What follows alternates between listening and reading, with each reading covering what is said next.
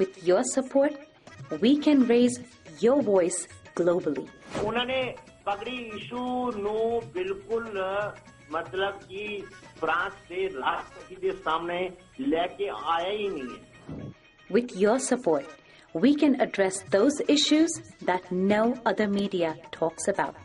ਜੋ ਹਾਲ ਅਕਾਲੀਆਂ ਨੇ ਬਾਦਲ ਕਿਆ ਨੇ ਇਹਨਾਂ ਨੇ ਸਿੱਖੀ ਦਾ ਤੇ ਬੇੜਾ ਗਰਕ ਕੀਤਾ ਹੈ. With your support, we can bring you breaking news from around the world. It's about consulting our allies and having a dialogue. These lessons, as I stated, was learned while working with our coalition partners. With your support, we can educate and inform everyone about who Sikhs are and connect our youth to Sikhi. And it's just, representative of a culture that's all about peace. Support your TV channel and help us take your voices to everyone around the world for every human rights issue. United Sikhs ਜਥੇਬੰਦੀ ਨੇ French ਅਤੇ European courts ਦੇ ਨਾਲ-ਨਾਲ United Nations Human Rights Committee ਦਾ ਦਰਵਾਜ਼ਾ ਵੀ ਖੜਕਾਇਆ. All of this is only possible with your generous donations. Continue your support to us and let's go further together. To donate today, please log on to our website www.tv84.tv and donate via PayPal on our website, or you can mail us your donations to TV84 36-01 37th Avenue, Long Island City, New York 11101.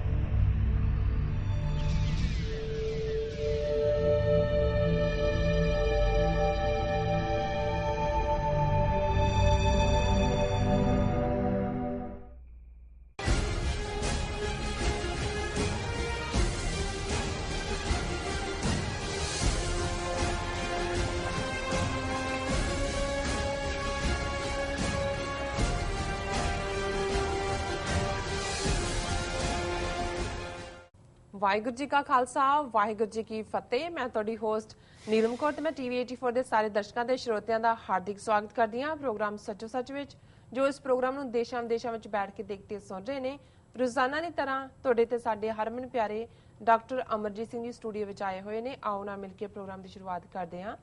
ਜੀ doctor ਸਾਹਿਬ ਵਾਹਿਗੁਰੂ ਜੀ ਕਾ ਖਾਲਸਾ ਵਾਹਿਗੁਰੂ ਜੀ ਕੀ ਫਤਿਹ।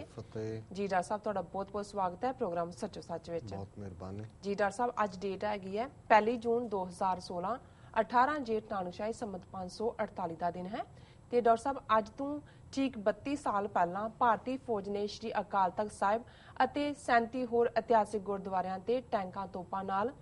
ਹਮਲਾ ਕਰਨ ਦੀ ਵਿਉਂਤ ਤਹਿਤ ਪੰਜਾਬ ਨੂੰ ਬਾਕੀ ਦੁਨੀਆ ਤੋਂ cut off ਕਰਕੇ ਫੌਜੀ ਕਾਰਵਾਈ ਦਾ ਆਰੰਭ ਕੀਤਾ ਸੀ। ਅਗਲਾ ਪੂਰਾ ਹਫ਼ਤਾ ਇਹ ਹਮਲਾ ਜਾਰੀ ਰਿਹਾ, ਜਿਸ ਨੂੰ ਸਿੱਖ ਕੌਮ ਕੱਲੂਕਾਰਾ ਜੂਨ 84 ਕਹਿ ਕੇ ਯਾਦ ਕਰਦੀ ਹੈ। ਇਸ ਕੱਲੂਕਾਰੇ ਵਿੱਚ ਹਜ਼ਾਰਾਂ ਦੀ ਗਿਣਤੀ ਵਿੱਚ ਸਿੱਖ ਬੱਚੇ, ਬੀਬੀਆਂ, ਬਜ਼ੁਰਗ, ਨੌਜਵਾਨ ਮਾਰੇ ਗਏ। ਕੱਲੂਕਾਰਾ 84 ਦੇ ਨਾਲ ਪੰਜਾਬ ਵਿੱਚ ਸਿੱਖਾਂ ਦੀ ਇੱਕ ਤੋਂ ਇੱਕ ਨਸਲਕੁਸ਼ੀ ਦਾ ਦੌਰ ਸ਼ੁਰੂ ਹੋਇਆ। 80 ਜੂਨ ਦਾ ਇਹ ਸਾਰਾ ਹਫ਼ਤਾ ਕੱਲੂਕਾਰਾ 84 ਦੇ ਸ਼ਹੀਦਾਂ ਦੀ ਯਾਦ ਨੂੰ ਸਮਰਪਿਤ ਕਰਦੇ ਹਾਂ। ਜੀ ਡਾਕਟਰ ਸਾਹਿਬ, ਤੁਸੀਂ ਇਸ ਬਾਰੇ ਸਾਡੇ ਦਰਸ਼ਕਾਂ ਨੂੰ ਕੀ ਕਹਿਣਾ ਚਾਹੋਗੇ? ਦੇਖੋ, ਬੇਸ਼ੱਕ ਦੁਨੀਆ ਦੇ ਵਿੱਚ ਨਸਲਕੁਸ਼ੀ ਸ਼ਬਦ ਬੜਾ ਤਾਜ਼ਾ ਇਸਤੇਮਾਲ ਹੁੰਦਾ ਹੈ ਜੀ। 20ਵੀਂ ਸਦੀ ਦੇ ਦੂਸਰੇ ਅੱਧ ਤੋਂ ਪਹਿਲਾਂ ਜਦੋਂ ਹਿਟਲਰ ਨੇ ਯਹੂਦੀਆਂ ਦੀ ਬੜੇ ਵੱਡੇ ਪੈਮਾਨੇ ਦੇ ਉੱਤੇ ਨਸਲਕੁਸ਼ੀ ਕੀਤੀ, ਔਰ ਨਸਲਕੁਸ਼ੀ ਨੂੰ ਜੇ ਅਸੀਂ ਆਮ ਪੰਜਾਬੀ 'ਚ ਕਹਿਣਾ ਹੋਏ ਤੇ ਨਸਲ ਬੀਜ ਦੇ ਨਾਲ ਜਿਵੇਂ ਮਨੁੱਖੀ ਰੇਸ ਅੱਗੇ ਤੁਰਦੀ ਹੈ, ਕੁਛ ਮਾਰਨ ਨੂੰ ਕਹਿੰਦੇ ਨੇ। ਸੋ ਇਹਦੇ ਲਈ ਅੰਗਰੇਜ਼ੀ ਸ਼ਬਦ ਜੈਨੋਸਾਈਡ ਹੈ, ਕਿਉਂਕਿ ਜੀਨ ਹੁੰਦੇ ਨੇ ਜਿਹੜੇ ਬੰਦੇ ਦੀ ਵਿਰਾਸਤ ਨੂੰ ਔਰ ਉਹਦੇ ਨਾਲ ਕੌਮਾਂ ਦੀ ਵਿਰਾਸਤ ਨੂੰ ਅੱਗੇ ਤੋਰਦੇ ਨੇ। ਤੇ ਜਦੋਂ ਬਿਲਕੁਲ ਬਿਨਾਂ ਕਿਸੇ ਝਿਜਕ ਤੋਂ ਔਰਤਾਂ, ਬੱਚੇ, ਮਰਦ ਸਾਰਿਆਂ ਨੂੰ ਹੀ ਜਿਹੜਾ ਉਹ ਮੌਤ ਦੇ ਘਾਟ ਉਤਾਰਿਆ ਜਾਂਦਾ ਹੈ, ਤੇ ਉਸ ਕਿਸਮ ਦੇ ਵਰਤਾਰੇ ਨੂੰ ਨਸਲਕੁਸ਼ੀ ਮੌਜੂਦਾ ਦੌਰ 'ਚ ਕਿਹਾ ਜਾਂਦਾ ਹੈ। ਯਹੂਦੀਆਂ ਨੇ ਉਸ ਜੋ ਉਹਨਾਂ ਦੇ ਨਾਲ ਵਾਪਰਿਆ 6 ਮਿਲੀਅਨ ਦੇ ਲਗਭਗ ਯਹੂਦੀ, ਉਹਨਾਂ ਤੋਂ ਇਲਾਵਾ ਜਿਪਸੀ ਦੂਸਰੇ ਲੋਕ ਵੀ ਮਾਰੇ ਗਏ, ਉਸ ਨੂੰ ਉਹਨਾਂ ਨੇ ਹੋਲੋਕੌਸਟ ਦਾ ਨਾਮ ਦਿੱਤਾ। ਸਿੱਖ ਕੌਮ ਦਾ ਇਤਿਹਾਸ ਜਿਸ ਨੂੰ ਹਰ ਸਿੱਖ ਬੱਚਾ ਈਵਨ 20ਵੀਂ ਸਦੀ ਦੇ ਵਿੱਚ ਪੜ੍ਹਦਿਆਂ ਜਿਹੜਾ ਹੈ ਉਹ ਵੱਡਾ ਹੁੰਦਾ ਹੈ, ਉਸ ਦੇ ਅੰਦਰ ਮਨ ਦੀਆਂ ਯਾਦਾਂ 'ਚ 18ਵੀਂ ਸਦੀ ਦੇ ਸ਼ਬਦ ਦੋ ਘੱਲੂਘਾਰਾ ਵੱਡਾ ਤੇ ਛੋਟਾ ਜੁੜੇ ਹੁੰਦੇ ਨੇ, ਕਿਉਂਕਿ ਜਦੋਂ ਅਜੇ ਹੋਲੋਕੌਸਟ ਜਾਂ ਜੈਨੋਸਾਈਡ ਜਾਂ ਮੈਸੈਕਰ ਇਹੋ ਜਿਹੇ ਸ਼ਬਦ ਇਸਤੇਮਾਲ ਨਹੀਂ ਵੀ ਹੁੰਦੇ ਸੀ, ਤੇ ਇਸ ਛੋਟੀ ਜਿਹੀ ਕੌਮ ਨੇ ਉਹ ਵਰਤਾਰਾ ਦੇਖਿਆ ਮੁਗਲਾਂ ਦੇ ਹੱਥ ਵਿੱਚ, ਅਫਗਾਨਾਂ ਦੇ ਹੱਥ 'ਚ, ਜਦੋਂ ਕਿ ਕੌਮ ਨੂੰ ਬਿਲਕੁਲ ਨੇਸਤੋ ਨਾਬੂਦ ਸ਼ਬਦ ਜਿਹੜਾ ਉਦੋਂ ਇਸਤੇਮਾਲ ਹੁੰਦਾ ਸੀ, ਉਸ ਦੇ ਲਈ ਸਿਰਾਂ ਦੇ ਮੁੱਲ ਰੱਖੇ ਗਏ। ਔਰ ਫਿਰ ਜਿਹੜੇ ਸਾਡੇ ਦੋ ਘੱਲੂਘਾਰੇ ਨੇ, ਇੱਕ ਲਾਹੌਰ ਦਰਬਾਰ ਨੇ ਜ਼ਕਰੀਆ ਖਾਨ ਲਖਪਤ ਰਾਏ ਦੇ ਜ਼ਮਾਨੇ 'ਚ ਕਾਹਨੂੰਵਾਨ ਦੇ ਛੰਭ 'ਚ, ਜਿਹਦੇ 'ਚ ਕਿ ਕੁਛ ਦਿਨਾਂ ਦੇ ਵਿੱਚ ਹੀ ਲਗਭਗ 15 ਤੋਂ 20 ਹਜ਼ਾਰ ਸਿੰਘ ਸਿੰਘਣੀਆਂ ਜਿਹੜੇ ਨੇ ਉਹ ਤਹਿ ਕੀਤੇ ਗਏ, ਸ਼ਹੀਦ ਕੀਤੇ ਗਏ। ਔਰ ਇਸੇ ਤਰ੍ਹਾਂ ਵੱਡਾ ਘੱਲੂਘਾਰਾ ਜਿਹੜਾ ਕਿ 1762 ਦੇ ਵਿੱਚ ਵਾਪਰਦਾ ਹੈ, ਕੁੱਪ ਤੇ ਰਹੀੜਾ, ਜਿਹੜਾ ਕਿ ਮਲੇਰਕੋਟਲੇ ਦੇ ਨੇੜੇ ਨੇ, ਜਿਨ੍ਹਾਂ ਦੇ ਵਿੱਚ ਇੱਕ ਅੰਦਾਜ਼ੇ ਮੁਤਾਬਕ 40 ਤੋਂ 50 ਹਜ਼ਾਰ ਸਿੰਘ ਸਿੰਘਣੀਆਂ, ਬਜ਼ੁਰਗ, ਬੱਚੇ ਬੱਚੀਆਂ ਮਾਰੇ ਗਏ, ਜਿਹੜੇ ਉਸ ਵੇਲੇ ਦੀ ਲਗਭਗ ਅੱਧੀ ਕੌਮ ਸੀ। ਸੋ ਸਾਡੀਆਂ ਯਾਦਾਂ 'ਚ ਉਹਨਾਂ ਘੱਲੂਘਾਰਿਆਂ ਦੀ ਯਾਦ ਹਮੇਸ਼ਾ ਵਸੀ ਰਹੀ, ਪਰ ਅਸੀਂ ਉਹਨਾਂ ਘੱਲੂਘਾਰਿਆਂ 'ਚੋਂ ਔਰ ਫਿਰ ਸਿਰਾਂ ਦੇ ਮੁੱਲ ਰੱਖਣ ਵਾਲਾ ਜਿਹੜਾ ਸਾਰਾ ਵਰਤਾਰਾ ਰਿਹਾ ਉਸ 18ਵੀਂ ਸਦੀ ਦੇ ਪਹਿਲੇ ਦੌਰ ਦਾ, ਉਸ 'ਚੋਂ ਮਜ਼ਬੂਤ ਹੋ ਕੇ ਇਵੇਂ ਹੀ ਨਿਕਲੇ ਜਿਵੇਂ ਕਿ ਸੋਨਾ ਜਦੋਂ ਤੁਸੀਂ ਅੱਗ ਦੇ ਵਿੱਚ ਪਾਉਂਦੇ ਹੋ, ਫਾਈਨਲ ਕਠਾਲੀ ਪ੍ਰੀਖਿਆ ਹੁੰਦੀ ਹੈ, ਉਸ ਦੇ ਵਿੱਚ ਹੋਰ ਚਮਕ ਹੁੰਦੀ ਹੈ, ਲਿਸ਼ਕ ਹੁੰਦੀ ਹੈ। ਔਰ ਕੌਮ ਨੇ ਆਪਣਾ ਰਾਜਕਾਜ ਜਿਹੜਾ ਹੈ ਉਹ ਇਸ ਢੰਗ ਦੇ ਨਾਲ, ਜਿਹਦੇ 'ਚ ਕਿ ਉਹਨਾਂ ਨੇ ਬਿਨਾਂ ਕਿਸੇ ਬਦਲੇ ਦੀ ਭਾਵਨਾ ਤੋਂ ਉਹਨਾਂ ਮੁਸਲਮਾਨਾਂ ਦੇ ਨਾਲ, ਹਿੰਦੂਆਂ ਦੇ ਨਾਲ, ਈਸਾਈਆਂ ਦੇ ਨਾਲ ਵੀ ਸੱਤਾ ਸਾਂਝੀ ਕੀਤੀ, ਜਿਹਦਾ ਇੱਕ ਵਰਗ ਕਿਸੇ ਵੇਲੇ ਮੁਗਲਾਂ ਜਾਂ ਅਫਗਾਨਾਂ ਦਾ ਲਾਇਲ ਸੀ।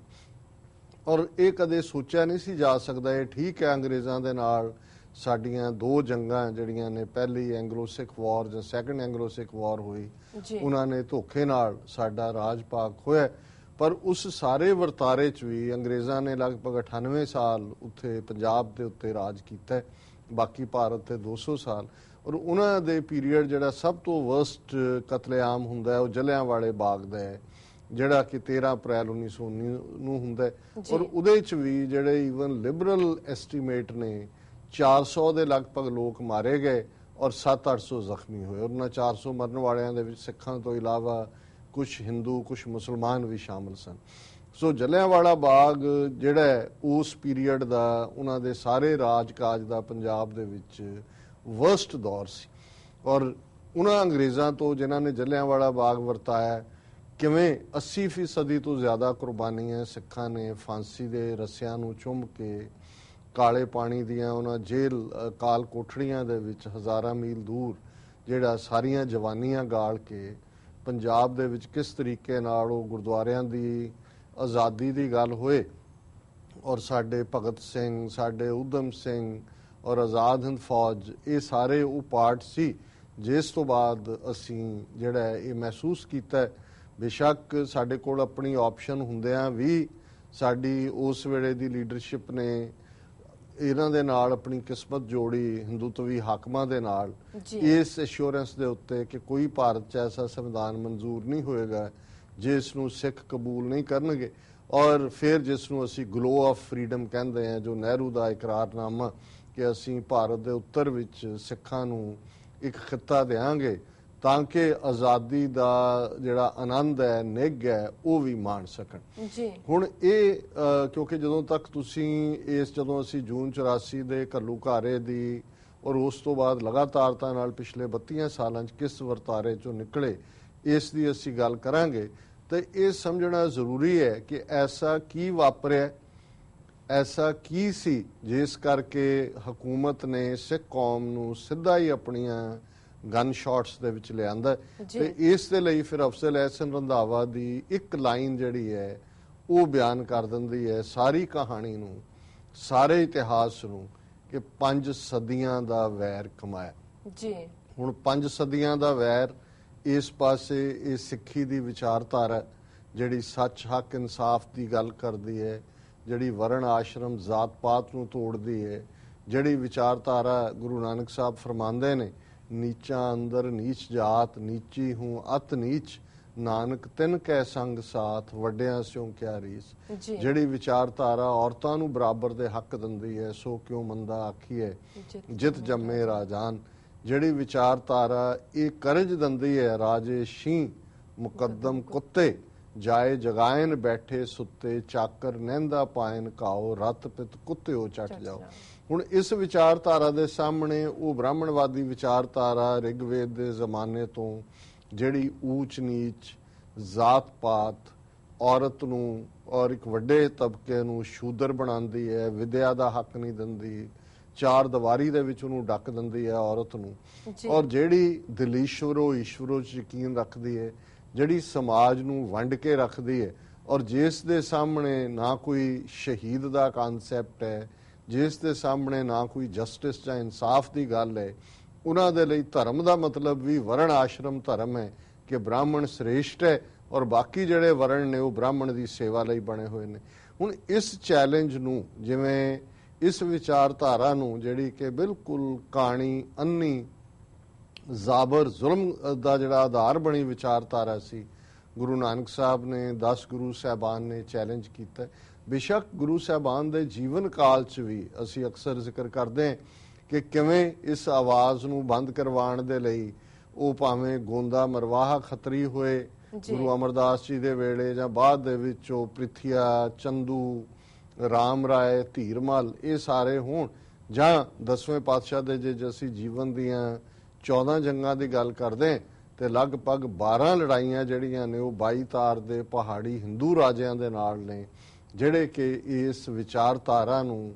ਚੁੱਪ ਕਰਵਾਉਣ ਦੇ ਲਈ, ਖਤਮ ਕਰਨ ਦੇ ਲਈ ਪਹਿਲਾਂ ਸਿੱਧੇ ਹਮਲਾਵਰ ਹੁੰਦੇ ਨੇ, ਤੇ ਜਦੋਂ ਉਹਨਾਂ ਯਤਨਾਂ 'ਚ ਕਾਮਯਾਬ ਨਹੀਂ ਹੁੰਦੇ ਤੇ ਫਿਰ ਉਹ ਦਿੱਲੀ ਦੀ ਹਕੂਮਤ ਨੂੰ ਜਿਹੜਾ ਅਨੰਦਪੁਰ ਤੇ ਹਮਲੇ ਦੇ ਲਈ ਜਿਹੜਾ ਤਿਆਰ ਕਰਕੇ ਲਿਆਉਂਦੇ ਨੇ। ਸੋ ਇਹ ਇੱਕ ਇਤਿਹਾਸ ਸੀ, ਔਰ ਇਸ 5 ਸਦੀਆਂ ਦੇ ਸਮੇਂ 'ਚ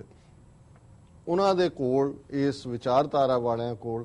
ਕਦੇ ਵੀ ਸਿੱਧੀ ਸਿਆਸੀ ਸ਼ਕਤੀ ਨਹੀਂ ਸੀ। 22 ਤਾਰ ਦੇ ਪਹਾੜੀ ਰਾਜਿਆਂ ਦੇ ਨਾਲ ਦੇ ਰਾਹੀਂ ਉਹਨਾਂ ਨੇ ਵਰਤੀ, ਉਹ ਵੀ ਇਨਡਾਇਰੈਕਟ ਸੀ ਕਿਉਂਕਿ ਉਹ ਕੋਈ ਇੰਡੀਪੈਂਡੈਂਟ ਨਹੀਂ ਸਨ, ਉਹ ਵੀ ਨਜ਼ਰਾਨੇ ਦਿੰਦੇ ਸਨ ਦਿੱਲੀ ਦੀ ਮੁਗਲਿਆ ਹਕੂਮਤ ਨੂੰ।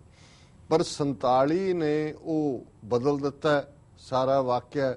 ਔਰ ਜਿਹਨੂੰ ਕਦੇ ਕਾਇਦੇ ਆਜ਼ਮ ਨੇ ਕਿਹਾ ਸੀ ਕਿ ਭਈ you have seen Hindus as the co-slaves, but when you'll see them as the rulers, you'll see their true face when they will be the masters and Sikhs will be the slaves। ਕਿ ਤੁਸੀਂ ਉਹਨਾਂ ਨੂੰ ਸਹਿ ਗੁਲਾਮ ਦੇਖਿਆ, ਜਦੋਂ ਤੁਸੀਂ ਉਹਨਾਂ ਨੂੰ ਮਾਲਕ ਬਣਿਆ ਦੇਖੋਗੇ ਫਿਰ ਤੁਸੀਂ ਦੇਖੋਗੇ ਇਹਨਾਂ ਦਾ ਅਸਲੀ ਫੇਸ। ਔਰ ਅਸਲੀ ਫੇਸ 15 ਅਗਸਤ 1947 ਤੋਂ ਬਾਅਦ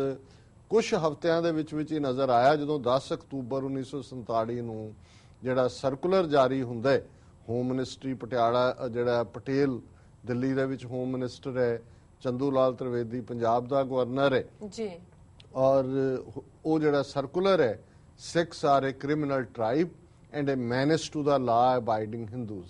ਕਿ ਸਿੱਖ ਇੱਕ ਜ਼ਰਾਇਮ ਪੇਸ਼ਾ ਕਬੀਲਾ ਹੈ ਔਰ ਜਿਹੜੇ ਕਾਨੂੰਨ ਨੂੰ ਮੰਨਣ ਵਾਲੇ ਹਿੰਦੂ ਨੇ ਉਹਨਾਂ ਦੇ ਲਈ ਉਹ ਬਹੁਤ ਵੱਡਾ ਖਤਰਾ ਨੇ। ਹੁਣ ਇੱਥੇ ਉਹ ਸਿੱਖਾਂ ਨੂੰ ਧਰਮ ਤਾਂ ਕੀ ਕੌਮ ਵੀ ਜਿਹੜਾ ਹੈ ਉਹ ਤਸੱਵਰ ਨਹੀਂ ਕਰਦੇ, ਇੱਕ ਕਬੀਲਾ ਕਹਿੰਦੇ ਨੇ, ਤੇ ਕਬੀਲਾ ਵੀ ਉਹ ਜਿਹੜਾ ਜ਼ਰਾਇਮ ਪੇਸ਼ਾ, ਜਿਹੜਾ ਅਪਰਾਧ ਬਿਰਤੀ ਹੈ, ਕ੍ਰਿਮੀਨਲ ਨੇ,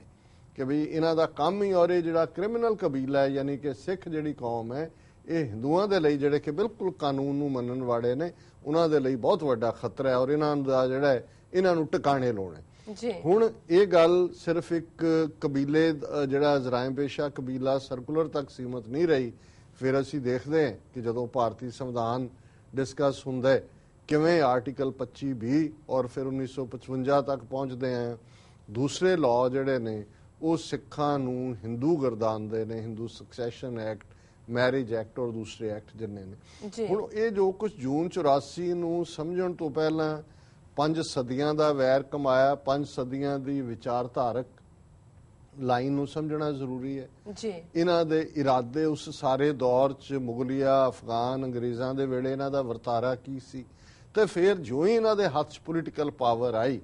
ਉਸ ਕੌਮ ਨੂੰ ਜਿਸ ਨੇ 80% ਕੁਰਬਾਨੀਆਂ ਕਰਕੇ ਅੰਗਰੇਜ਼ਾਂ ਤੋਂ ਆਜ਼ਾਦੀ ਲੈ ਕੇ ਇਹਨਾਂ ਨੂੰ ਦਿੱਤੀ, ਜਿਸ ਕੌਮ ਨੇ ਆਪਣੀਆਂ ਕਈ ਨਸਲਾਂ ਜਿਹੜੀਆਂ ਨੇ 18ਵੀਂ ਸਦੀ ਦੇ ਵਿੱਚ ਜੰਗਲਾਂ ਦੇ ਵਿੱਚ ਸਟਰਗਲ ਦੇ ਵਿੱਚ ਗੁਜ਼ਾਰੀਆਂ ਔਰ 1000 ਸਾਲ ਦੀ ਗੁਲਾਮੀ ਜਿਹੜੀ ਸੀ ਉਸ ਤੋਂ ਉਹਨਾਂ ਦਾ ਛੁਟਕਾਰਾ ਕਰਵਾਇਆ, ਉਹ ਰਾਤੋਂ ਰਾਤ ਜਿਹੜੇ ਨੇ ਉਹ ਜ਼ਰਾਇਮ ਪੇਸ਼ਾ ਕਬੀਲਾ ਬਣਾ ਦਿੱਤੇ ਗਏ। ਫਿਰ ਤੁਸੀਂ ਉਹਨਾਂ ਦੇ ਧਰਮ ਦੀ ਹੋਂਦ ਦੀ ਜਿਹੜਾ ਕੰਮ 18ਵੀਂ ਸਦੀ 'ਚ ਸਾਰੀ ਮੁਗਲ ਸਲਤਨਤ ਅਫਗਾਨ ਆਪਣੇ ਸਾਰੇ ਤੌਰ ਤਰੀਕੇ ਵਰਤ ਕੇ ਨਹੀਂ ਸੀ ਕਰ ਸਕੇ, with the stroke of the PAN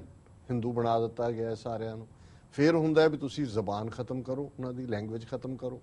ਔਰ ਇਹ ਸੀ ਕਿ ਜਦੋਂ 50ਵਿਆਂ 'ਚ ਭਾਸ਼ਾ ਦੇ ਆਧਾਰ ਤੇ ਬੋਲੀ ਦੇ ਆਧਾਰ ਤੇ ਸੂਬੇ ਬਣਾਉਣ ਦੀ ਗੱਲ ਆਈ ਤੇ ਕਿਹਾ ਗਿਆ ਕਿ ਜੀ ਇਹ ਤਾਂ ਗੰਵਾरों की भाषा है। ਹੁਣ ਕੰਨੜ ਹੋਏ, ਮਲਿਆਲਮ ਹੋਏ, ਤਾਮਿਲ ਹੋਏ, ਤੇਲਗੂ ਹੋਏ,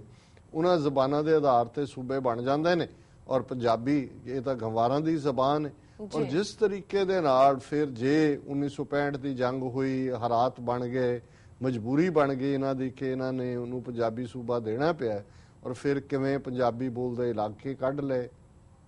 ਪਾਣੀਆਂ ਦਾ ਕੰਟਰੋਲ ਖੋਹ ਲਿਆ, ਰਾਜਧਾਨੀ ਬਾਹਰ ਕੱਢ ਦਈ ਔਰ ਉਹਨਾਂ ਦੇ ਆਪਣੇ ਸ਼ਬਦਾਂ 'ਚ ਹੀ ਲੂਲਾ ਲੰਗੜਾ ਜਿਹੜਾ ਪੰਜਾਬੀ ਸੂਬਾ ਹੈ ਉਹ ਸਾਡੇ ਹਵਾਲੇ ਕਰ ਦਿੱਤਾ ਔਰ ਉਸ ਦੀ ਕੰਪਲੀਸ਼ਨ ਲਈ ਫਿਰ ਦਰਸ਼ਨ ਸਿੰਘ ਫੇਰੂਮਾਨ ਵਰਗੇ ਦੀ ਸ਼ਹਾਦਤ ਹੋਏ, ਇੱਕ ਤੋਂ ਬਾਅਦ ਇੱਕ ਮੋਰਚਾ ਹੋਏ ਔਰ ਉਸ ਦੀ ਕਲਾਈਮੈਕਸ ਫਿਰ ਹੁੰਦੀ ਹੈ ਧਰਮ ਯੁੱਧ ਮੋਰਚੇ ਦੇ ਵਿੱਚ, ਜਿਹਦੇ 'ਚ ਜਿਹੜਾ 1982 ਸ਼ੁਰੂ ਹੁੰਦਾ ਹੈ ਔਰ ਜੂਨ 84 ਦੇ ਪਹਿਲੇ ਹਫਤੇ ਵੀ ਉਸ ਦਿਨ ਉਸ ਮੋਰਚੇ ਵੱਲੋਂ ਇਹ ਕਾਲ ਦਿੱਤੀ ਜਾਣੀ ਸੀ ਕਿ ਪੰਜਾਬ ਤੋਂ ਜਿਹੜੇ ਫੂਡ ਗ੍ਰੇਨਸ ਨੇ ਇਹ ਬਾਹਰ ਨਹੀਂ ਦਿੱਤੇ ਜਾਣ, ਬਾਹਰ ਨਹੀਂ ਭੇਜੇ ਜਾਣਗੇ। 2.5 ਲੱਖ ਦੇ ਕਰੀਬ ਗ੍ਰਿਫਤਾਰੀਆਂ ਇਸ ਧਰਮ ਯੁੱਧ ਮੋਰਚੇ 'ਚ ਹੁੰਦੀਆਂ ਨੇ ਔਰ ਹੁਣ ਇਸ ਗੱਲ ਦੇ ਸਬੂਤ ਨੇ ਕਿ ਕਿਵੇਂ 1.5 ਦਰਜਨ ਦੇ ਕਰੀਬ ਜਿਹੜੀਆਂ ਮੁਲਾਕਾਤਾਂ ਅਕਾਲੀ ਲੀਡਰਾਂ ਨਾਲ ਇੰਦਰਾ ਗਾਂਧੀ ਨੇ ਖੁਫੀਆ ਕੀਤੀਆਂ, ਹਰ ਵਾਰ ਕਿਸੇ ਸਮਝੌਤੇ ਦੇ ਉੱਤੇ ਉਹ ਐਗਰੀ ਕਰਦੀ ਰਹੀ ਔਰ ਅਖੀਰ ਦੇ ਵਿੱਚ ਜਿਹੜਾ ਉਸ ਤੋਂ ਮੁੱਕਰ ਜਾਂਦੀ ਰਹੀ। ਔਰ ਇਸ ਬਾਰੇ ਹੁਣ ਕੋਈ ਭੁਲੇਖਾ ਨਹੀਂ ਹੈ ਕਿ ਕਿਵੇਂ ਪਲੈਨਡ ਤਰੀਕੇ ਦੇ ਨਾਲ ਇਹ ਸਾਰਾ ਜਿਹੜਾ ਘੱਲੂਘਾਰਾ ਵਰਤਾਇਆ ਗਿਆ ਔਰ ਫਿਰ ਅਗਲੇ 10-12 ਸਾਲ 1995 ਤੱਕ ਆਲਮੋਸਟ ਜਦੋਂ ਤੱਕ ਬੇਅੰਤ ਸਿੰਘ ਜ਼ਾਬਰ ਦਾ ਅੰਤ ਨਹੀਂ ਕੀਤਾ ਸ਼ਹੀਦ ਭਾਈ ਦਿਲਾਵਰ ਸਿੰਘ ਨੇ, ਕਿਵੇਂ ਇੱਕ ਤੋਂ ਬਾਅਦ ਇੱਕ ਨਸਲਕੁਸ਼ੀ ਦਾ ਦੌਰ ਉਹ ਚਲਾਇਆ ਗਿਆ। ਔਰ ਇਸ ਸਾਰੇ ਦੌਰ ਦੇ ਵਿੱਚ ਜੇ ਅਸੀਂ ਇਸ ਪਾਰਟ ਨੂੰ ਦੇਖਦੇ ਕਿ ਉਹਨਾਂ ਨੇ ਅੱਜ 1 ਜੂਨ ਦਾ ਦਿਨ ਹੈ, ਅੱਜ ਹੀ ਉਹ ਦਿਨ ਹੈ ਜਿਸ ਦਿਨ ਫੌਜ ਪੰਜਾਬ ਦੇ ਵਿੱਚ ਮੂਵ ਕਰਦੀ ਹੈ, ਪੰਜਾਬ ਨੂੰ ਬਾਕੀ ਭਾਰਤ ਨਾਲੋਂ ਕੱਟ ਆਫ ਕਰ ਦਿੱਤਾ ਜਾਂਦਾ ਹੈ ਕਿਉਂਕਿ ਉੱਥੋਂ ਦੇ ਜਿਹੜਾ ਐਡਮਿਨਿਸਟ੍ਰੇਸ਼ਨ ਦਾ ਇੱਕ ਹੈ ਕਿ ਵੀ ਮੁਖੀ ਡਿਪਟੀ ਕਮਿਸ਼ਨਰ ਹੁੰਦਾ ਹੈ ਜਿਹੜਾ ਜ਼ਿਲ੍ਹੇ ਦਾ, ਉਹ ਇਨਵਾਈਟ ਕਰਦਾ ਹੈ ਆਰਮੀ ਨੂੰ ਕਿ ਵੀ ਇਹ ਹੈਂਡਓਵਰ ਅਸੀਂ ਕੀਤਾ। ਗੁਰਦੇਵ ਸਿੰਘ ਬਰਾੜ ਉਸ ਵੇਲੇ ਡਿਪਟੀ ਕਮਿਸ਼ਨਰ ਅੰਮ੍ਰਿਤਸਰ ਸਨ, ਉਹਨਾਂ ਨੇ ਜਿਹੜਾ ਇਸ ਦੀ ਆਗਿਆ ਨਹੀਂ ਦਿੱਤੀ, ਉਹਨਾਂ ਨੂੰ ਲੰਬੀ ਛੁੱਟੀ ਤੇ ਭੇਜ ਦਿੱਤਾ ਗਿਆ। ਰਮੇਸ਼ ਚੰਦਰ ਸਿੰਘ ਨੇ ਚਾਰਜ ਲਿਆ, ਫੌਜ ਆਈ ਔਰ ਅਸੀਂ ਦੇਖਦੇ ਹਾਂ ਵੀ 1 ਜੂਨ ਨੂੰ ਹੀ ਜਦੋਂ ਕਿ 4 ਚੁਫੇਰੇ ਦਰਬਾਰ ਸਾਹਿਬ ਦੀ ਵਿਸਿਨਿਟੀ ਦੇ ਉਹ ਪੋਜੀਸ਼ਨ CRPF ਜਿਹੜੀ ਕਿ ਉੱਥੇ ਕਈ ਮਹੀਨਿਆਂ ਤੋਂ ਹੀ ਤਾਇਨਾਤ ਸੀ, ਉਹਨਾਂ ਨੇ ਸਿੱਧੀਆਂ ਹਰਮੰਦਰ ਸਾਹਿਬ ਦੀਆਂ ਪਰਕਰਮਾਂ 'ਚ ਹਰਮੰਦਰ ਸਾਹਿਬ ਦੇ ਅੰਦਰ ਗੋਲੀਆਂ ਚਲਾਈਆਂ।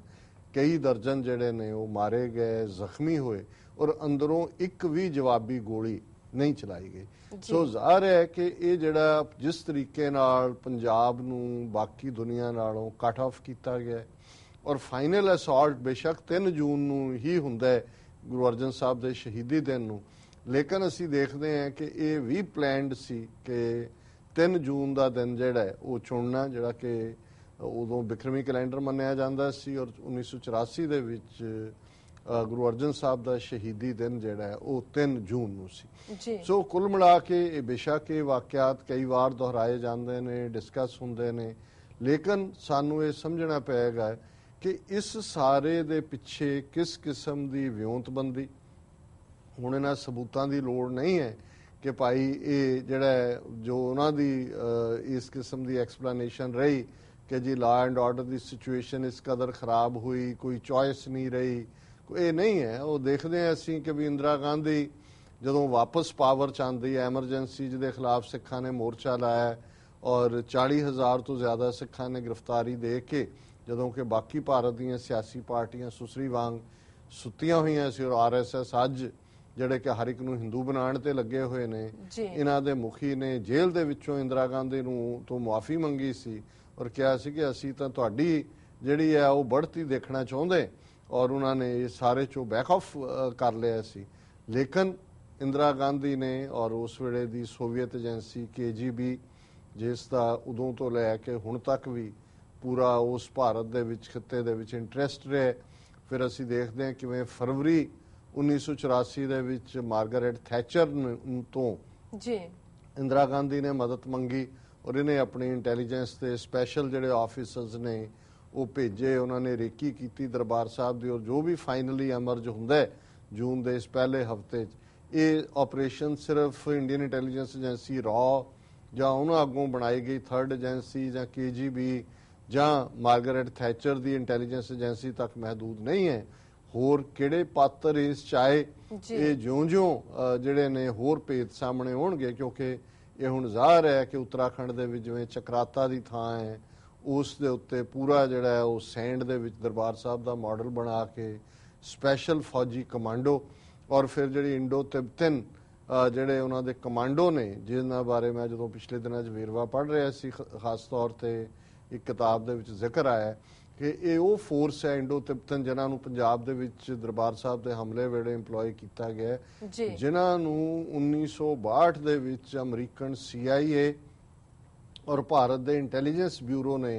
ਇਸ ਫੋਰਸ ਨੂੰ ਤਿਆਰ ਕੀਤਾ ਸੀ, ਜਿਨ੍ਹਾਂ ਨੇ 1959 ਦੇ ਵਿੱਚ ਦਲਾਈ ਲਾਮੇ ਨੂੰ ਔਰ ਬਹੁਤ ਸਾਰੇ ਲਾਂਬਿਆਂ ਨੂੰ ਜਿਹੜਾ ਹੈ ਉਹ ਉੱਥੋਂ ਕੱਢਿਆ ਸੀ ਤਿੱਬਤ ਦੇ ਵਿੱਚੋਂ। ਸੋ ਬੇਸ਼ੱਕ CIA ਦਾ ਰੋਲ ਉਸ ਤੋਂ ਬਾਅਦ ਉਸ ਫੋਰਸ ਕੀ ਰਿਹਾ, ਪਰ ਜਦੋਂ ਅਸੀਂ ਇੰਗਲੈਂਡ KGB ਔਰ ਰॉ ਇਹਨਾਂ ਸਾਰਿਆਂ ਦੀ ਗੱਲ ਕਰਦੇ ਹਾਂ ਤੇ ਇਸ ਬਾਰੇ ਕੋਈ ਸ਼ੱਕ ਨਹੀਂ ਹੈ ਕਿ ਇਹ ਜਿਹੜੀ ਇੰਡੋ ਤਿੱਬਤਨ ਕਮਾਂਡੋ ਨੇ ਇਹ ਵਿਸ਼ੇਸ਼ ਤੌਰ ਦੇ ਉੱਤੇ ਦਰਬਾਰ ਸਾਹਿਬ ਤੇ ਹਮਲੇ ਲਈ ਵੀ ਟ੍ਰੇਨਡ ਕੀਤੇ ਗਏ। ਵੈਦਰ ਅੱਜ ਤੱਕ ਵੀ CIA ਦਾ ਉਹਦੇ 'ਚ ਸਟੇਕ ਹੈ ਕਿ ਨਹੀਂ ਹੈ, ਪਰ ਇਹ ਗੱਲ ਬਿਲਕੁਲ ਜਿਹੜੀ ਹੈ ਸ਼ੋਰ ਹੈ ਕਿ ਇਹ ਫੋਰਸ CIA ਔਰ ਇੰਡੀਅਨ ਇੰਟੈਲੀਜੈਂਸ ਬਿਊਰੋ ਨੇ ਜਿਹੜਾ ਉਹ ਤਿੱਬਤਨਸ ਔਰ ਚਾਈਨੀਜ਼ ਦੇ ਖਿਲਾਫ ਜਿਹੜੀਆਂ ਕੋਈ ਕਾਰਵਾਈਆਂ ਉਹਦੇ ਲਈ ਇਸਤੇਮਾਲ ਕੀਤੀ ਸੀ। ਸੋ ਉਹਨਾਂ ਨੂੰ ਲਿਆਂਦਾ ਗਿਆ ਔਰ ਇਸ ਤੋਂ ਪਹਿਲਾਂ ਇਹ ਨਹੀਂ ਹੈ ਕਿ ਵੀ ਇਹ ਆਲ ਆਫ ਏ ਸਡਨ ਵਾਪਰਿਆ। ਲੈਫਟੀਨੈਂਟ ਜਨਰਲ ਸਿਨਹਾ ਜਿਹੜੇ ਵੈਸਟਰਨ ਕਮਾਂਡ ਦੇ ਸੀ ਔਰ ਜਿਨ੍ਹਾਂ ਨੂੰ ਬਾਅਦ ਸੀਨੀਅਰ ਹੋਣ ਦੇ ਬਾਵਜੂਦ ਇਸ ਲਈ ਜਨਰਲ ਨਹੀਂ ਬਣਾਇਆ ਗਿਆ ਕਿਉਂਕਿ ਉਹਨਾਂ ਨੇ ਜਦੋਂ ਇੰਦਰਾ ਗਾਂਧੀ ਸੰਤ ਜਰਨੈਲ ਸਿੰਘ ਖਾਲਸਾ ਭਿੰਡਰਾਂਵਾਲਿਆਂ ਦੀ 20 ਸਤੰਬਰ 1981 ਦੇ ਵਿੱਚ ਗ੍ਰਿਫਤਾਰੀ ਦੇ ਵੇਲੇ ਵੈਸਟਰਨ ਕਮਾਂਡ ਦੇ ਲੈਫਟੀਨੈਂਟ ਜਨਰਲ ਸਿਨਹਾ ਤੋਂ ਪੰਜਾਬ ਸਰਕਾਰ ਦੇ ਚੀਫ ਸੈਕਟਰੀ ਨੇ ਔਰ ਉਸ ਵੇਲੇ ਦੇ ਈਵਨ ਡਿਫੈਂਸ ਮਿਨਿਸਟਰ ਨੇ ਮੰਗ ਕੀਤੀ ਸੀ ਕਿ ਟੈਂਕ ਦਿਓ। ਸੋ ਜ਼ਾਹਰ ਹੈ ਕਿ ਇੰਦਰਾ ਗਾਂਧੀ ਜਦੋਂ ਐਮਰਜੈਂਸੀ ਤੋਂ ਬਾਅਦ ਦੁਬਾਰਾ ਜੋ ਮੁਰਾਰਜੀ ਦੇਸਾਈ ਦੀ ਸਰਕਾਰ ਨਹੀਂ ਚੱਲੀ ਔਰ ਇਲੈਕਸ਼ਨਾਂ ਹੋਈਆਂ, ਵਾਪਸ ਉਹਦੇ ਕੋਲ ਮੈਜੋਰਿਟੀ ਬਣੀ ਔਰ ਉਹਨੇ ਇਹ ਫੈਸਲਾ ਕਰ ਲਿਆ ਸੀ KGB ਔਰ ਦੂਸਰਿਆਂ ਦੇ ਨਾਲ ਮਿਲ ਕੇ ਕਿ ਅਗਲੀਆਂ ਚੋਣਾਂ ਔਰ ਇਹ 5 ਸਦੀਆਂ ਦਾ ਵੈਰ ਕਮਾਇਆ, ਉਦੋਂ ਤੱਕ ਦੁਰਗਾ ਵੀ ਉਸ ਤੋਂ ਪਹਿਲਾਂ ਉਹਨੂੰ ਬਣਾਇਆ ਹੋਇਆ ਸੀ ਕਿ ਸਿੱਖਾਂ ਦਾ ਜਿਹੜਾ ਇਹ ਕੰਮ ਕਰਨਾ ਔਰ ਉਸ ਦੇ ਲਈ ਫਿਰ ਇਹ ਸਾਰੀ ਜਿਹੜੀ ਪਲੈਨਿੰਗ ਹੈ ਇਹ 2-3 ਸਾਲ ਦਾ ਪੀਰੀਅਡ ਇਸ ਦੇ ਲਈ ਹਾਲਾਤ ਬਣਾਏ ਗਏ, ਕਿਵੇਂ ਸਿਚੁਏਸ਼ਨ ਬਦਤਰ ਹੋਣ ਦਿੱਤੀ ਗਈ ਲਾਅ ਐਂਡ ਆਰਡਰ ਦੇ ਨਾਂ ਥੱਲੇ। ਹੁਣ ਇਸ ਗੱਲ ਦੇ ਵੀ ਸਬੂਤ ਨੇ ਕਿ ਢਿਲਵਾਂ ਬੱਸ ਕਾਂਡ ਹੋਏ ਜਿਹਦੇ ਚੋਂ ਹਿੰਦੂ ਮੁਸਾਫਰ ਕੱਢ ਕੇ ਮਾਰੇ ਗਏ ਜਾਂ ਦੂਸਰੀਆਂ ਹਿੰਸਾ ਦੀਆਂ ਕਾਰਵਾਈਆਂ ਹੋਣ, ਇਹ ਇਹਨਾਂ ਦੀਆਂ ਏਜੰਸੀਆਂ ਦਾ ਆਪਣਾ ਕੰਮ ਸੀ। ਔਰ ਜਿਸ ਤਰੀਕੇ ਨਾਲ ਪੰਜਾਬ ਦੇ ਵਿੱਚ ਇੱਕ ਸਟੇਜ ਦੇ ਉੱਤੇ ਅੱਧੀ ਦਰਜਨ ਤੋਂ ਜ਼ਿਆਦਾ ਜਿਹੜੀਆਂ ਖੁਫੀਆ ਏਜੰਸੀਆਂ ਨੇ ਉਹ ਐਕਟਿਵ ਹੋਈਆਂ, ਇਹ ਆਪਣੇ ਆਪ ਦੇ ਵਿੱਚ ਇਸ ਗੱਲ ਦਾ ਸਬੂਤ ਹੈ ਕਿ ਇਹ ਕਿਸ ਲੈਵਲ ਦੇ ਉੱਤੇ ਸਿੱਖਾਂ ਨੂੰ ਸਬਕ ਸਿਖਾਉਣ ਦੇ ਲਈ ਇਸ ਹਮਲੇ ਨੂੰ ਜਿਹੜਾ ਉਹ ਉਸ ਨੂੰ ਪਲਾਨ ਕੀਤਾ ਗਿਆ ਔਰ ਸਾਈਮਲਟੇਨੀਅਸਲੀ 37 ਇਤਿਹਾਸਕ ਗੁਰਦੁਆਰੇ ਜਿਹੜੇ ਨੇ ਇਸ ਹਮਲੇ ਦਾ ਸ਼ਿਕਾਰ ਬਣਾਏ ਗਏ ਔਰ ਜਿਹੜੇ 4 ਗੁਰਦੁਆਰਾ ਸਾਹਿਬਾਨ ਨੇ ਉਹਨਾਂ ਦੇ ਵਿੱਚ ਟੈਂਕਾਂ ਦਾ ਔਰ ਪਰਸਨਲ ਆਰਮਡ ਕੈਰੀਅਰ PSCs ਦਾ ਇਸਤੇਮਾਲ ਕੀਤਾ ਗਿਆ ਜਿਨ੍ਹਾਂ 'ਚ ਦਰਬਾਰ ਸਾਹਿਬ ਦੀ ਪਰਿਕਰਮਾ 'ਚ ਟੈਂਕ ਲਿਆਂਦੇ ਗਏ, ਗੁਰਦੁਆਰਾ ਤਰਨਤਾਰਨ ਸਾਹਿਬ, ਗੁਰਦੁਆਰਾ ਦੁੱਖ ਨਿਵਾਰਨ ਸਾਹਿਬ ਪਟਿਆਲਾ, ਗੁਰਦੁਆਰਾ ਮੁਕਤਸਰ ਸਾਹਿਬ। ਔਰ ਜਿਸ ਤਰੀਕੇ ਦੇ ਨਾਲ ਪੰਜਾਬ ਨੂੰ ਬਾਕੀ ਦੁਨੀਆ ਤੋਂ ਕੱਟ ਆਫ ਕੀਤਾ ਗਿਆ ਔਰ ਖਾਸ ਤੌਰ ਤੇ ਉਹਨਾਂ ਨੇ ਯਕੀਨੀ ਬਣਾਇਆ ਕਿ ਵੀ ਜਿੰਨੇ ਪੱਤਰਕਾਰ ਨੇ ਬਾਹਰਲੇ ਉਹਨਾਂ ਦੀ, ਕਿਉਂਕਿ ਉਹਨਾਂ ਕੋਲ ਲਿਸਟਿੰਗ ਹੁੰਦੀ ਹੈ, ਵੀਜ਼ੇ ਹੁੰਦੇ ਨੇ, ਜਿਹੜੇ ਬਾਹਰਲੇ ਓਰੀਜਨ ਦੇ ਹੁੰਦੇ ਨੇ, ਜਿਹੜੇ ਇੰਡੀਆ ਦੇ ਵੀ ਉਹਨਾਂ ਲਈ ਕੰਮ ਕਰਦੇ ਨੇ ਉਹ ਸਾਰੇ ਰਜਿਸਟਰਡ ਹੁੰਦੇ ਨੇ। ਸੋ ਲਿਸਟ ਵਾਈਜ਼ ਉਹਨਾਂ ਨੇ ਜਿਹੜਾ ਉਹ ਪੂਰੀ ਉਸ ਪੰਜਾਬ ਚੋਂ ਬਾਹਰ ਕੱਢ ਦਿੱਤਾ 1 ਜੂਨ ਤੱਕ ਪਹੁੰਚਦੇ। ਲੇਕਿਨ ਲੱਕੀਲੀ ਬ੍ਰਹਮ ਚੈਲਾਨੀ ਜਿਹੜਾ ਐਸੋਸੀਏਟਿਡ ਪ੍ਰੈਸ ਦਾ ਜਿਹੜਾ ਉਹ ਨੁਮਾਇੰਦਾ ਸੀ, ਉਹ ਲੇਟ ਆਵਰਸ ਚੈੱਕ ਇਨ ਕੀਤਾ, ਉਹਦਾ ਨਾਂ ਉਸ ਲਿਸਟ 'ਚ ਨਹੀਂ ਸੀ ਔਰ ਉਹਦੀ ਮਦਦ ਜਸਪਾਲ ਸਿੰਘ ਸਿੱਧੂ ਜਿਹੜਾ UNI ਦਾ ਬਿਊਰੋ ਚੀਫ ਸੀ ਉੱਥੇ ਅੰਮ੍ਰਿਤਸਰ ਦੇ ਵਿੱਚ, ਹਾਲਾਂ ਉਹਨਾਂ ਦਾ ਬਿਊਰੋ ਚੀਫ ਚੰਡੀਗੜ੍ਹ ਬੈਠੇ ਸੀ, ਉਹਨਾਂ ਨੇ ਮਦਦ ਕੀਤੀ। ਔਰ ਜੋ ਅਕਾਊਂਟ ਫਿਰ ਸਾਹਮਣੇ ਆਇਆ ਉਹ ਬਹੁਤ ਕੁਛ ਬ੍ਰਹਮ ਚੈਲਾਨੀ ਜਿਹਨੇ ਬਾਅਦ 'ਚ ਸ਼ਿਮਲੇ ਤੋਂ ਜਾ ਕੇ, ਕਿਉਂਕਿ ਸ਼ਿਮਲਾ ਉਸ ਜਿਹੜੀਆਂ ਬਾਕੀ ਪਾਬੰਦੀਆਂ ਸੀ ਤੋਂ ਕੋਈ ਫੋਨ ਤਾਰ ਕੁਛ ਨਹੀਂ ਸੀ ਜਾ ਸਕਦਾ, ਸ਼ਿਮਲਾ ਉਸ ਤੋਂ ਬਾਹਰ ਸੀ, ਉਸ ਤੋਂ ਸਾਡੇ ਸਾਹਮਣੇ ਇਹ ਅਕਾਊਂਟ ਆਉਂਦਾ ਹੈ ਕਿ ਕਿਸ ਤਰੀਕੇ ਦੇ ਨਾਲ ਜਿਹੜਾ ਉਹ ਅੰਦਰ ਕੀ ਵਾਪਰਿਆ, ਕਿਵੇਂ ਪੁਆਇੰਟ ਬਲੈਂਕ ਰੇਂਜ ਦੇ ਉੱਤੇ ਜਿਹੜਾ ਗੋਲੀਆਂ ਦੇ ਨਾਲ ਨੌਜਵਾਨ ਬਜ਼ੁਰਗ ਮਾਤਾਵਾਂ 80-80 ਸਾਲ ਦੀਆਂ ਮਾਤਾਵਾਂ ਛੋਟੇ-ਛੋਟੇ ਬੱਚੇ ਔਰ ਉਹਨਾਂ ਦੀ ਲਾਸ਼ਾਂ ਨੂੰ ਇਕੱਠੇ ਕਰਕੇ ਜਿਹੜਾ ਕੋਈ ਅੱਧ ਮੋਏ ਨੇ ਕੋਈ ਦੂਜੇ ਨੇ ਕਿਵੇਂ ਜਿਹੜਾ ਮਿੱਟੀ ਦਾ ਤੇਲ ਪਾ ਕੇ ਸਾੜਿਆ ਗਿਆ ਅੱਧ ਜਲੀਆਂ ਲਾਸ਼ਾਂ ਨੂੰ ਕਿੱਥੇ ਟਿਕਾਣੇ ਕਿਹੜੇ ਪਾਣੀਆਂ 'ਚ ਸੁੱਟਿਆ ਕਿੱਥੇ ਸੁੱਟਿਆ ਔਰ ਕਿਵੇਂ ਅੰਮ੍ਰਿਤਸਰ ਮਿਊਨਿਸਪਲ ਕਮੇਟੀ ਦੀਆਂ ਕੂੜਾ ਢੋਣ ਵਾਲੀਆਂ ਗੱਡੀਆਂ ਦੇ ਵਿੱਚ ਉਹਨਾਂ ਲਾਸ਼ਾਂ ਦੇ ਅੰਬਾਰ ਲਾਏ ਗਏ। ਜਿਹੜੇ ਮੁਲਾਜ਼ਮ ਸਨ ਸਫਾਈ ਕਰਮਚਾਰੀ ਉਹਨਾਂ ਨੂੰ ਸ਼ਰਾਬ ਪਿਆ ਕੇ ਐਕਸਟਰਾ ਪੈਸੇ ਦੇ ਕੇ ਔਰ ਕਿਹਾ ਗਿਆ ਕਿ ਭਾਈ ਜਿਨ੍ਹਾਂ ਦੀਆਂ ਵੀ ਤੁਸੀਂ ਚੁੱਕੋਗੇ ਲਾਸ਼ਾਂ ਉਹਨਾਂ ਦੀ ਜੇਬ 'ਚ ਜੋ ਨਿਕਲਦਾ ਜਾਂ ਸੋਨੇ ਦੇ ਕੜੇ ਮੁੰਦਰੀਆਂ ਜੋ ਨੇ ਉਹ ਤੁਹਾਡਾ। ਸੋ ਇਹ ਸਾਰਾ ਅੰਡਰ ਕਵਰ ਰਹਿੰਦਾ ਜੇ ਇਹ ਕਹਾਣੀ ਬਾਹਰ ਨਾ ਨਿਕਲਦੀ। ਔਰ ਇਸ ਵਾਕਿਆ ਨੂੰ ਕਿਉਂਕਿ ਸਾਰਾ ਹਫਤਾ ਹੀ ਅਸੀਂ ਇਸ ਯਾਦ ਨੂੰ ਸਮਰਪਿਤ ਹੈ ਔਰ 32 ਸਾਲ ਬਾਅਦ ਅਸੀਂ ਕਿੱਥੇ ਆ ਕੇ ਖੜੇ। ਪਰ ਇਸ ਸੈਕਸ਼ਨ ਨੂੰ ਅੱਜ ਕਨਕਲੂਡ ਕਰਨ ਤੋਂ ਪਹਿਲਾਂ ਮੈਂ ਦੱਸ ਦਿਆਂ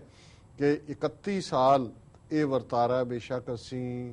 ਸੈਲੀਬ੍ਰੇਟ ਵੀ ਕੀਤਾ, ਯਾਦ ਵੀ ਕੀਤਾ, ਕਮੈਮੋਰੇਟ ਵੀ ਕੀਤਾ, ਫਰਦਰ ਰਿਜ਼ੋਲਵ ਵੀ ਕੀਤਾ, ਪਰ ਠੀਕ 1 ਸਾਲ ਪਹਿਲਾਂ ਯਾਨੀ ਕਿ ਅੱਜ ਤੋਂ 31 ਸਾਲ ਪਹਿਲਾਂ ਪਿਛਲੇ ਸਾਲ ਜਿਸ ਤਰੀਕੇ ਨਾਲ 1 ਜੂਨ 2015 ਨੂੰ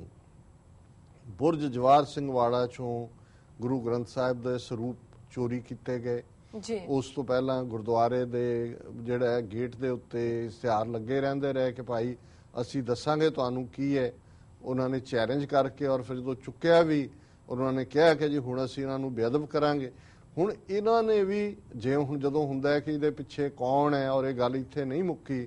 ਪਿੰਡ ਵਾਲਿਆਂ ਨੇ ਦੂਜਿਆਂ ਨੇ ਜਾ ਕੇ ਸ਼ਿਕਾਇਤਾਂ ਕੀਤੀਆਂ, FIR ਕੀਤਾ। ਇਹਦੇ ਬਜਾਏ ਕਿ ਦੋਸ਼ੀਆਂ ਨੂੰ ਗ੍ਰਿਫਤਾਰ ਕੀਤਾ ਜਾਂਦਾ ਹੈ, ਪੁਲਿਸ ਜਿਹੜੀ ਹੈ ਉਹਨਾਂ ਨੇ ਉਹਨਾਂ ਦੇ ਖਿਲਾਫ ਹੀ ਪਿੰਡ ਵਾਲਿਆਂ ਦੇ ਮੋਹਤਬਰ ਬੰਦਿਆਂ ਦੇ ਖਿਲਾਫ ਕੇਸ ਰਜਿਸਟਰ ਕੀਤੇ। ਔਰ ਫਿਰ ਅਸੀਂ ਦੇਖਦੇ ਹਾਂ ਕਿ 11 ਅਕਤੂਬਰ ਨੂੰ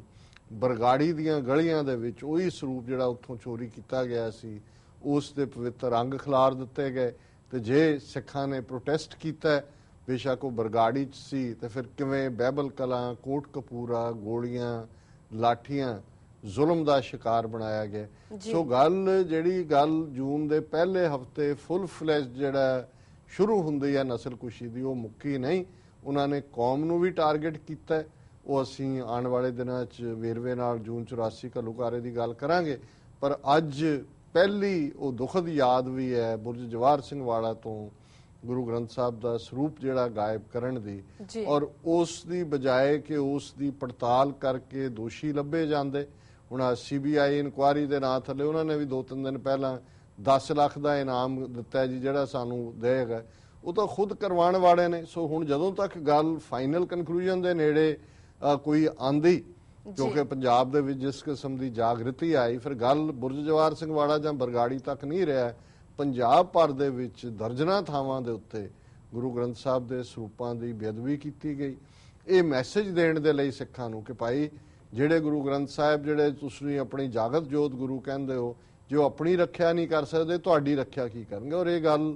ਇਸ ਵਿਸ਼ਵਾਸ ਨੂੰ ਤੋੜਨ ਦੇ ਲਈ ਜਦੋਂ ਕੋਈ ਰਿਪੀਟਡਲੀ ਹੋਣ ਲੱਗ ਜਾਂਦੀ ਹੈ ਚੀਜ਼, ਤੁਸੀਂ ਕਹਿੰਦੇ ਜੋ ਹੁਣ ਕੀ ਕੀਤਾ ਜਾ ਸਕਦਾ। ਔਰ ਗੱਲ ਜਿਸ ਤਰੀਕੇ ਨਾਲ ਪਿਛਲੇ ਦਿਨਾਂ 'ਚ ਬਾਬਾ ਰਣਜੀਤ ਸਿੰਘ ਢੱਡਰੀਆਂ ਤੇ ਹਮਲਾ ਹੁੰਦਾ ਹੈ, ਛਬੀਲ ਦੇ ਇੰਸਟੀਚਿਊਸ਼ਨ ਨੂੰ ਵੀ ਬਦਨਾਮ ਕਰ ਦਿੱਤਾ ਗਿਆ, ਔਰ ਜਿਸ ਤਰੀਕੇ ਦੇ ਨਾਲ ਉਹੀ ਇੱਕ ਖਾਨਾ ਜੰਗੀ ਦਾ ਮਾਹੌਲ ਸਿਰਜਣ ਦੀ ਲਾਈਨ। ਸੋ ਜਦੋਂ ਤੁਸੀਂ ਇਸ ਸਾਰੇ ਨੂੰ ਦੇਖਦੇ ਹੋ ਫਿਰ ਇਹ ਭੁਲੇਖਾ ਨਹੀਂ ਰਹਿੰਦਾ ਕਿ ਜਿਨ੍ਹਾਂ ਨੇ 32 ਸਾਲ ਪਹਿਲਾਂ ਘੱਲੂਘਾਰਾ ਵਰਤਾਇਆ,